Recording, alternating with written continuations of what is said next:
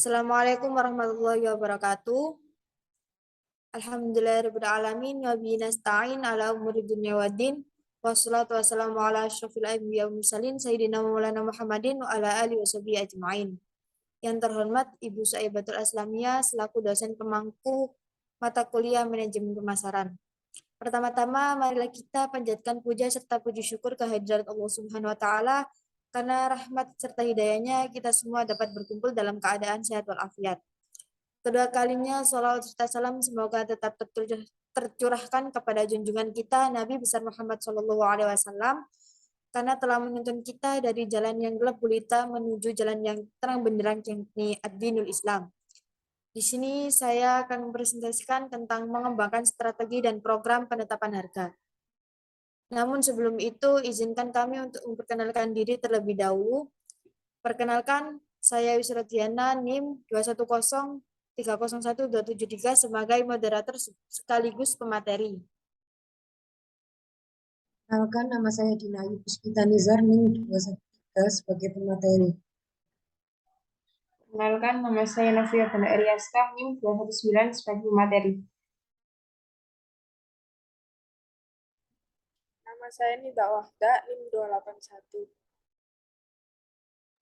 Next.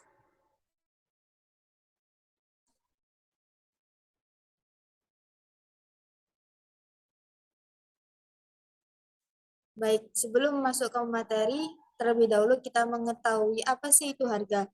Harga adalah salah satu elemen bauran pemasaran yang menghasilkan pendapatan atau di sisi lain, elemen lain yang menghasilkan biaya.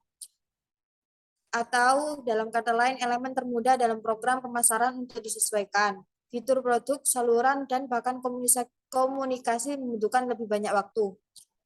Harga juga mengomunikasikan positioning nilai yang dimaksudkan dari produk atau merek perusahaan ke pasar, termasuk produk yang dirancang dan dipasarkan dengan baik, dapat dijual dengan harga tinggi dan menghasilkan laba yang besar, begitu juga sebaliknya. Next.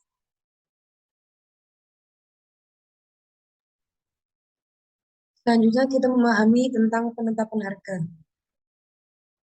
Harga bukan hanya tentang angka-angka di label harga saja, tapi harga juga mempunyai banyak bentuk dan melaksanakan banyak fungsinya, terutama tentang bayar harga sewa, uang sekolah, ongkos, upah atau fee, bunga, tarif biaya penyimpan gaji, dan komisi.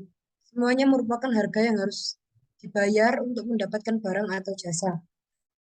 Kemudian yang pertama ada lingkungan penetapan harga yang berubah. Pembeli bisa mendapatkan perbandingan harga secara langsung dari ratusan pemasok. Kedua, menyebutkan harga mereka dan berusaha membuatnya dipenuhi penjual. Pembeli juga bisa mendapatkan produk secara gratis. Penjual juga dapat mengamati perilaku pelanggan dan menghantarkan penawaran kepada perorangan, memberikan akses untuk harga khusus kepada pelanggan tertentu, dan penjual juga dapat menegosiasikan harga di lelang dari bursa online. Yang kedua ada bagaimana perusahaan menetapkan harga. Perusahaan melakukan penetapan harga dengan berbagai cara. Di perusahaan kecil, harga sering ditentukan oleh atasan. Tapi jika di perusahaan besar, penetapan harga ini ditangani langsung oleh manajer divisi dan manajer lini produk. Manajemen puncak menetapkan tujuan dan kebijakan penetapan harga umum dan sering menyetujui harga yang diajukan oleh tingkat manajemen yang lebih rendah. Yang ketiga ada psikologi konsumen dan penetapan harga. Konsumen persepsi harga mereka adalah prioritas pemasaran yang penting. Yang mereka pertimbangkan yaitu ada 3 topik kunci. Yang pertama harga referensi, yang kedua asumsi harga kualitas, yang ketiga ada akhiran harga. Next.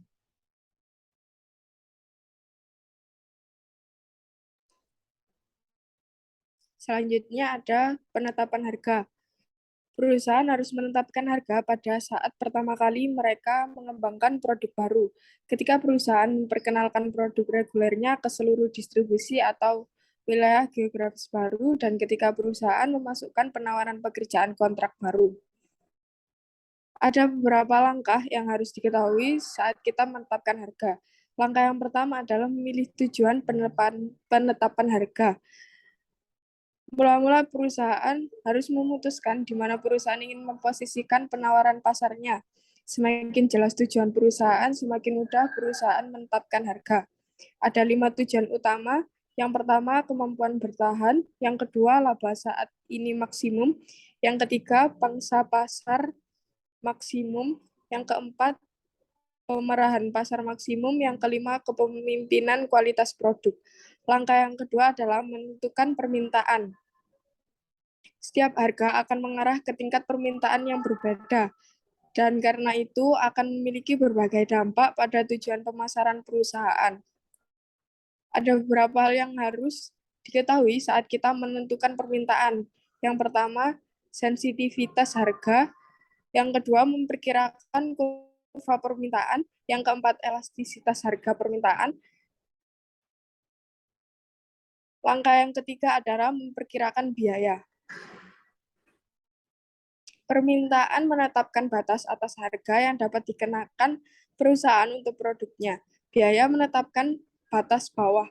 Perusahaan ingin mengenakan harga yang dapat menutupi biaya produksi, distribusi, dan jual produk, termasuk tingkat pembelian yang wajar untuk usaha dan resikonya. Langkah yang keempat adalah menganalisis biaya, harga, dan penawaran pesaing. Desain kisaran kemungkinan harga ditentukan oleh pemimpin pasar dan biaya perusahaan. Perusahaan harus memperhitungkan biaya, harga, dan kemungkinan reaksi harga pesaing. Langkah yang kelima ada memilih metode penetapan harga.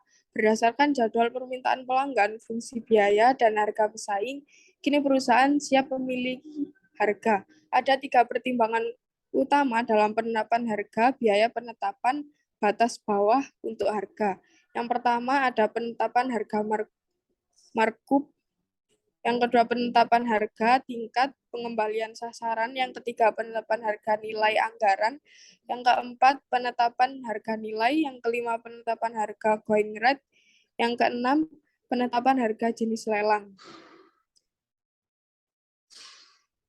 Langkah yang keenam, memilih harga akhir.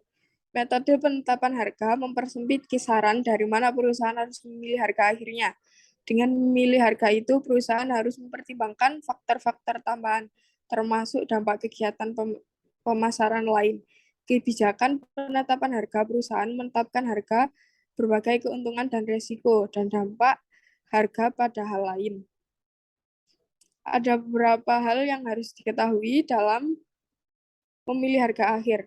Yang pertama ada dampak kegiatan pemasaran lain, kebijakan penetapan harga perusahaan, penetapan harga berbagi keuntungan dan risiko, dan yang terakhir ada dampak harga pada pihak lain.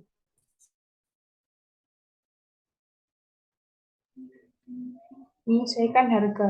Perusahaan biasanya tidak menetapkan satu harga, tetapi mengembangkan struktur penetapan harga yang merefleksikan variasi dalam permintaan dan biaya secara geografis.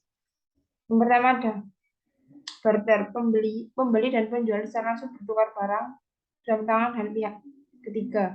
Yang kedua, persetujuan kompensasi penjual menerima sebagai pembeli tunai dan sisanya dalam bentuk barang. Pengaturan pembelian kembali. Yang keempat, offset.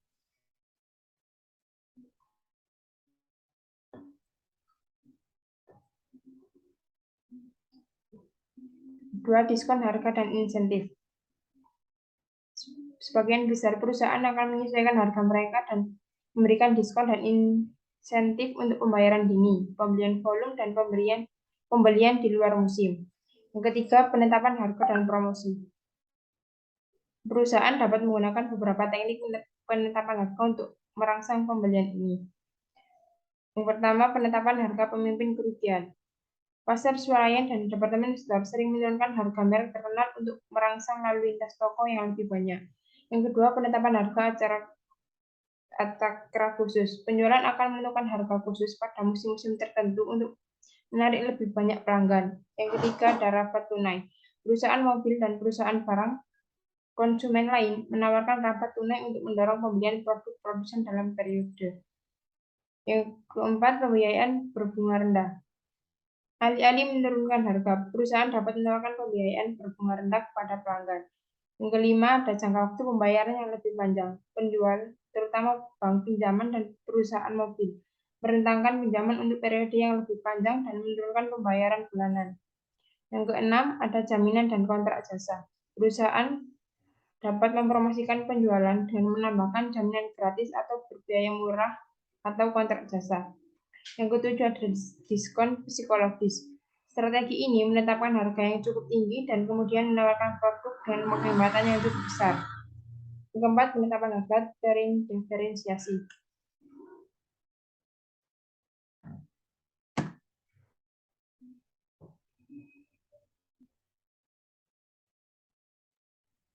Mulai dan merespon perubahan harga. Yang pertama ada memulai penurunan harga. Strategi penurunan harga bisa menyebabkan kemungkinan jebakan lainnya seperti yang pertama jebakan kualitas rendah, yaitu konsumen mengonsumsikan kualitas yang rendah. Yang kedua jebakan pangsa pasar yang rentan, yaitu harga murah membeli pangsa pasar tetapi bukan loyalitas pasar. Yang ketiga jebakan saku tipis, seperti aku sayang harga tinggi menandingi harga murah tetapi mempunyai kekuatan bertahan yang lebih lama karena memiliki cadangan kas yang lebih banyak. Yang keempat ada jebakan perang harga, yaitu pesaing merespon dan menurunkan harga mereka lebih lanjut memicu perang harga. Yang kedua ada memulai kenaikan harga. Harga dapat dinaikkan dengan cara seperti berikut, yaitu penetapan harga kutipan tertunda dengan perusahaan tidak menetapkan harga akhir sampai produk selesai atau dihantarkan. Yang kedua, klausa peningkatan harga dengan perusahaan mengharuskan pelanggan membayar harga saat ini dan semua atau sebagai kenaikan inflasi yang terjadi sebelum pengiriman. Yang ketiga, ada penguraian. Perusahaan mempertahankan harganya tetapi menghilangkan atau menetapkan harga secara terpisah untuk satu elemen atau lebih yang menjadi bagian penawaran sebelumnya seperti pengiriman atau instalasi gratis. Yang keempat ada pengurangan diskon, yaitu perusahaan harus menginstruksikan wiraniaganya untuk tidak menawarkan diskon tunai normal dan diskon kuantitas. Yang terakhir ada merespon perubahan harga pesaing. Respon terbaik bervariasi sesuai situasi. Perusahaan harus mempertimbangkan tahap produk dalam daur hidup. Arti pentingnya dalam portofolio perusahaan, maksud dan sumber daya pesaing, harga dan sensitivitas kualitas pasar, perilaku biaya dengan volume, dan peluang alternatif perusahaan. Next. Sekian presentasi dari kelompok kami. Kurang lebihnya mohon maaf. Assalamualaikum warahmatullahi wabarakatuh.